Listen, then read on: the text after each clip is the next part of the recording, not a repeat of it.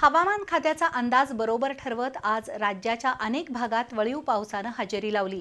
आज सकाळपासूनच कोल्हापुरात अधूनमधून ढगाळ हवामान तर काही काळ कडक ऊन अशी स्थिती होती।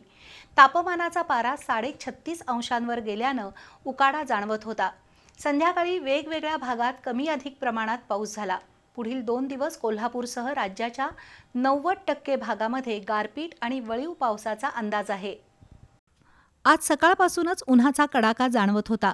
अधूनमधून ढगाळ हवामान होऊन ऊन गायब व्हायचं पण पुन्हा ऊन तापायचं। यावर्षी मार्च महिन्यातच 37 अंशांवर पारा गेला आहे। आता खऱ्या अर्थानं उन्हाळ्याची दाहकता दिसून येणार आहे। आज कोल्हापुरातील तापमान 37 अंशांपर्यंत गेलं होतं, पण त्याचवेळी हवामान खात्याचा अंदाज बरोबर ठरवत कोल्हापुरात पावसाच्या हलक्या सरी कोसळल्या। संध्याकाळी 5:30 नंतर पावसाळी हवामान होऊन कोल्हापूर शहरात कमी अधिक प्रमाणात पाऊस झाला, तर पुणे, पिंपरी चिंचवड, वाशिम, सोलापूर या जिल्ह्यात आज जोरदार पाऊस झाला। भुदरगड तालुक्यातील गारगोटी परिसरात आज दुपारी 3च्या सुमारास वादळी वाऱ्यासह अवकाळी पावसानं हजेरी लावली।